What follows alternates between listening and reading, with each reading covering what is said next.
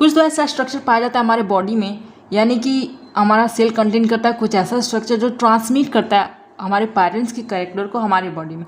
तो जो स्ट्रक्चर जो ट्रांसमिट करता है जो वो है डीएनए है। तो डीएनए के द्वारा डीएनए कंटेन करता है पूरे फादर के मदर के, जैसे कि मदर के कैरेक्टर को, यानी मदर का कैरेक्टर डीएनए लेकर आता है, फादर के कैरेक्टर को डीएनए लेकर आता है। तो हाफ फादर हाफ मदर का कैरेक्टर हमारे अंदर ट्रांसमिट करता है, कौन? डीएनए करता है।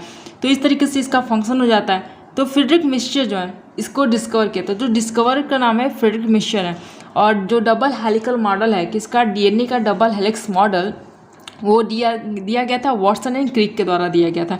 तो फ्रेडरिक मिक्सचर ने कब डिस्कवर किया था? तो डिस्कवर किए थे 1869 में।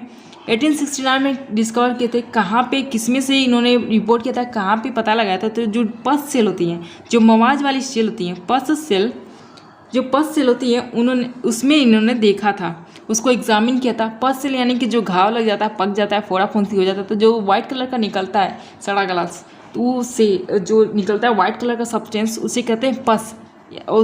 उसी की सेल से एग्जामिन किए थे, उसको देखे थे, तो उन्होंने पाया डीएनए जैसा स्ट्रक्चर। तो किसके द्वारा रिपोर्ट किया गया था? फ्रेडरिक मिक्सचर के द्वारा। चलो स्टार्ट करते हैं कि डीएनए कैसे बना होता है, कहाँ पर लगता है। तो जो इसका लोकेशन है सेल के अंदर न्यूक्लियस में, कहाँ पे? न्यूक्लियस में ये लोकेटेड है। तो ये न्यूक्लियस है, इसके अंदर ये लोकेटेड है हमारा डीएनए। तो जानते हो न्यूक्लियस में पाया जाता है क्रोमोसोम, क्रोमोसोम में होता है डीएनए और डीएनए कंटेन करता है क्या चीज़? जीन कंटेन करता है। अब कैसे बना हुआ है? तो जो डीएनए बना हुआ है दो चीज़ों से बना होता है। इसकी जो बेसिक स्ट्रक्चर बनाते हैं वो दो चीज़ें हैं। फर्स्ट है डीऑक्सीराइबोज शुगर, और जो सेकेंड है वो है नाइट्रोजनस बेसिस। तो डीऑक्सीराइबोज में यहाँ पे पेंटोज शुगर होता है, पेंटोज शुगर 5 कार्बन कंटेन करने वाला शुगर, पेंटोज शुगर। इसका स्ट्रक्चर कुछ पेंटागन की जैसा होता है। तो जो पेंटागन होता है ऐसा होगा, यहाँ पे एक ऑक्सीजन होगा, यहाँ पे इस तरीके से हर कोने पे 4 एक कार्बन होंगे। तो यहाँ पे एक कार्बन, यहाँ पे एक कार्बन, यहाँ पे एक कार्बन, यहाँ पे कार्बन, और एक कार्बन ऐसे जुड़ा रहता है। तो इस तरीके से हो जाता है कार्बन 1, कार्बन 2, 3 एंड 4 एंड 5 वाला कार्बन ये रहा। तो ये पेंटोज शुगर है। अब नाइट्रोजनस बेस 2 टाइप के होते हैं, यानी कि यहाँ पे 2 तरीके के नाइट्रोजनस बेस हो गए। जो फर्स्ट है प्यूरिन। क्या है? वो है प्यूरिन्स, क्योंकि कुछ होंगे सब इसमें और पार्ट होते हैं। और सेकंड है पिरिमिडिन्स है। अब प्यूरिन और पिरिमिडिन में क्या अंतर है? तो जो प्यूरिन होता है ये डाईसाइक्लिक होता है, इसमें 2 साइकिल पाए जाते हैं, यानी 2 रिंग जैसा स्ट्रक्चर पाया जाएगा। और ये पिरिमिडिन वो है मोनोसाइक्लिक है। कैसा है? मोनोसाइक्लिक होता है, सिंगल सर्कल दिखा लेते हैं और ये डबल सर्कल दिखा लेते हैं। तो ऐसा कुछ होता है याद करने के लिए। अब पिरिमिडिन और प्यूरिन में कौन कौन से आएंगे? तो जो प्यूरिन में आते हैं वो हैं एडेनिन। क्या आएगा? एडेनिन आएगा। और सेकंड है ग्वानिन। क्या है? ग्वानिन। और पिरिमिडिन में क्या आता है? पिरिमिडिन में आता है साइटोसिन, और जो आता है थायामीन आता है। तो ये तो आ गए इसमें।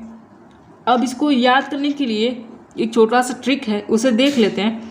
तो जो हमारा ट्रिक है याद करने के लिए इसको, वो है AG पूरी दी।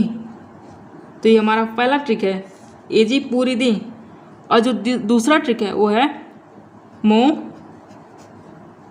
प्यारी सी थी, प्यारी और प्यारी है ये, ठीक है। रो नहीं, स नहीं है, प्यारी है, रो स नहीं, प्यारी सी थी, मो प्यारी सी थी, आर यू अलग से, ठीक है।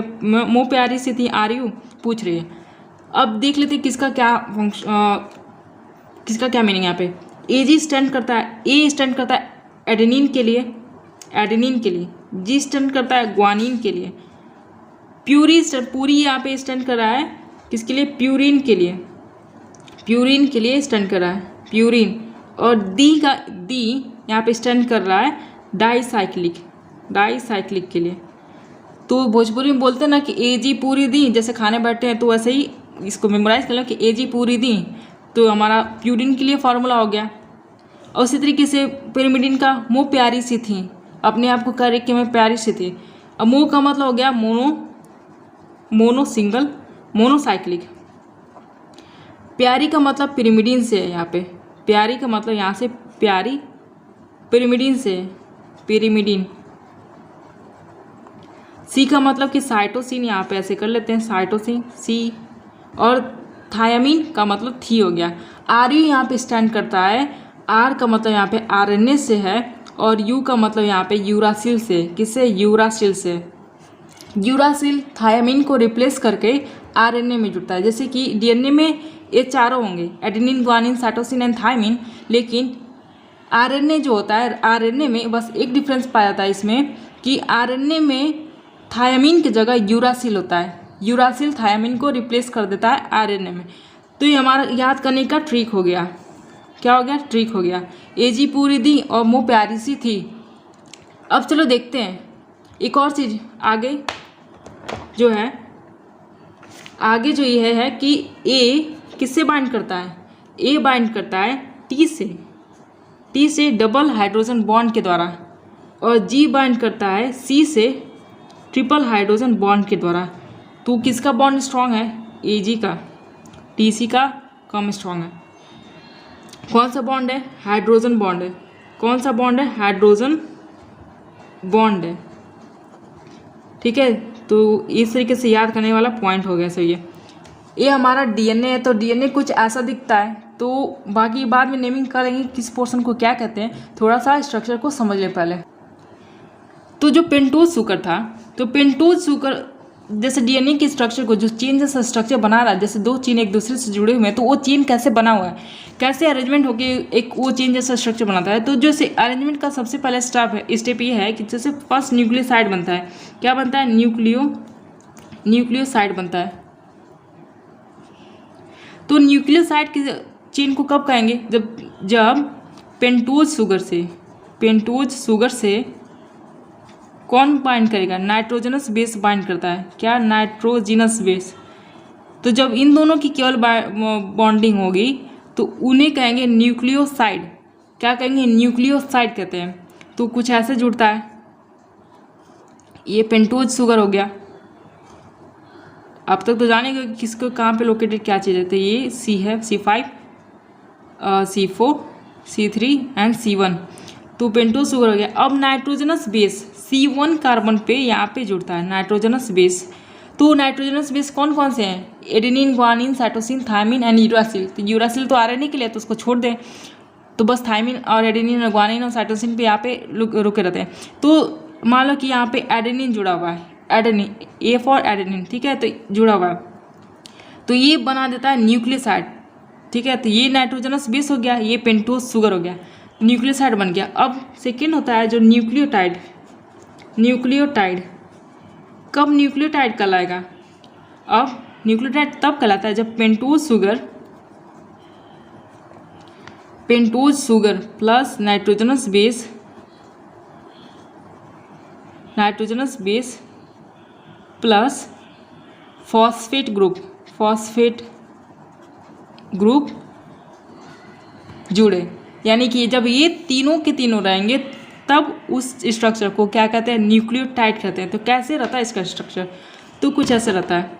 ये है हमारा शुगर ओ, कार्बन C5 वाले ग्रुप पे यहाँ पे जुड़ता है P। क्या जुड़ता है? P जुड़ता है, फॉस्फेट P। C5 पे क्या जुड़ता है? हमारा फॉस्फेट जुड़ता है, C4, C3 एंड C1। और ये नाइट्रोजनस बेस A। तो ये कहलाएगा न्यूक्लियोटाइड कहलाता है। तो ये तो हो गया। और किस बॉन्ड से जुड़ा है कौन सा पोर्शन? तो ये जो नाइट्रोजनस बेस पेंटोज शुगर से जुड़ा है वो है ग्लाइकोसिडिक बॉन्ड। कौन सा है? ग्लाइकोसिडिक बॉन्ड के द्वारा जुड़ा हुआ है, ग्लाइकोसिडिक बॉन्ड के द्वारा जुड़ा हुआ है। अब जो न्यूक्लियोटाइड का जो बॉन्ड होता है, अब चेन तो बनाना है, तो सिंगल स्ट्रक्चर हो गया। अब ये पूरा कंप्लीट स्ट्रक्चर है बनाने के लिए, एक डीएनए को पूरा बनाने के लिए इसको, तो ये पूरा बनाने के लिए न्यूक्लियोटाइड, एक और न्यूक्लियोटाइड यहाँ पे जुड़ेगा कार्बन C3 से, कुछ ऐसे जुड़ता है, मतलब कि यहाँ फॉस्फेट ग्रुप आके जुड़ जाएगा, इस तरीके से कुछ अरेंजमेंट रहेगा। न्यूक्लियोटाइड है, एक न्यूक्लियोटाइड फर्स्ट जुड़ा किससे, न्यूक्लियोटाइड सेकेंड से, तो जो बॉन्ड बन रहा है ये है कौन सा, फॉस्फोडाइएस्टर बॉन्ड, फॉस्फोडाइएस्टर बॉन्ड के द्वारा एक न्यूक्लियोटाइड दूसरे न्यूक्लियोटाइड से जुड़ता है। ठीक है, तो इस तरीके से पूरा न्यूक्लियोटाइड जुड़ते जाता है, तो एक सिंगल चेन बना दिया, एक सिंगल लीनियर चेन बना दिया। अब डीएनए को जानते हो कि 2 चेन से बना हुआ है, डबल हेलिकल स्ट्रक्चर है, तो 2 चेन को बनाने के लिए डीएनए को 2 चेन को बनाने के लिए 2 न्यूक्लियोटाइड के चेन होंगे। तो अब वो 2 न्यूक्लियोटाइड के जो चेन होते हैं एक दूसरे के एंटी पैरेलल अरेंज होते हैं। कैसे, एंटी पैरेलल अरेंज होते हैं, मतलब एक दूसरे के अपोजिट होते हैं। जैसे कि एक का फेस ऐसे रहेगा, मान लो कि एक का फेस ये मान लो कि कुछ है, ये एरो वाला सीन, एक सर्कुलर सीन, तो एक एरो सीन इधर रहेगा और एक इधर ऐसे रहेगा, तो एंटी पैरेलल इसको कहेंगे। जब एक दूसरे के अपोजिट होते हैं तो उसको एंटी पैरेलल कहते हैं। तो एक न्यूक्लियोटाइड का चेन ये हो गया, एक न्यूक्लियोटाइड का चेन ये हो गया, तो इस तरीके से अरेंजमेंट होगा, लेकिन वो बस स्पाइरल कॉइल हो जाते हैं। तो दिखाता है, तो देख लेते हैं कैसे है क्या। तो कुछ ऐसे जैसे अरेंज है, यहाँ पे पूरा एक न्यूक्लियोटाइड का चेन ये जा रहा है ऐसे पूरा, और दूसरा न्यूक्लियोटाइड का चेन ऐसे है, तो एंटी पैरेलल अरेंज हुए हैं। तो 5' इंड एक यहाँ पे रहेगा और 5' का इंडिंग 3' इंड से होता है। एक इंड 5' दूसरा इंड 3' होता है। और जब एंटी पैरेलल है तो 3' एक इसका यहाँ पे होगा और 5' नीचे होगा, तो इस तरीके से अरेंजमेंट होता है। अब जो देखो नेमिंग कर लेते हैं कौन से पोर्शन को क्या कहते हैं इसमें। तो ये देखो 2 तरीके के ग्रुप्स पाए जाते हैं, यानी कि 2 तरीके के डीएनए के स्ट्रक्चर में गड्ढे पाए जा रहे हैं यहाँ पे। जो फर्स्ट है ये माइनर ग्रुप है, छोटा वाला गड्ढा, माइनर ग्रुप, और ये जो है बड़ा वाला तो मेजर है, मेजर ग्रुप।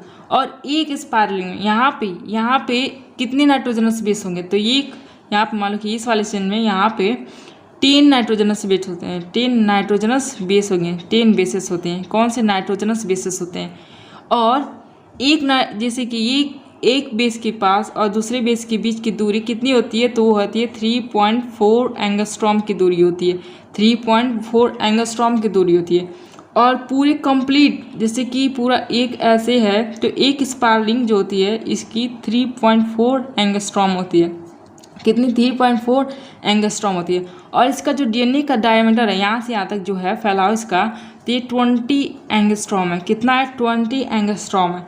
तो इस तरीके से जो डीएनए है कुछ अरेंज होता है, स्पाइरली कॉइल्ड होता है, और हेलिकल स्ट्रक्चर है। कितने बेसिस हैं देख लिए हैं पूरा।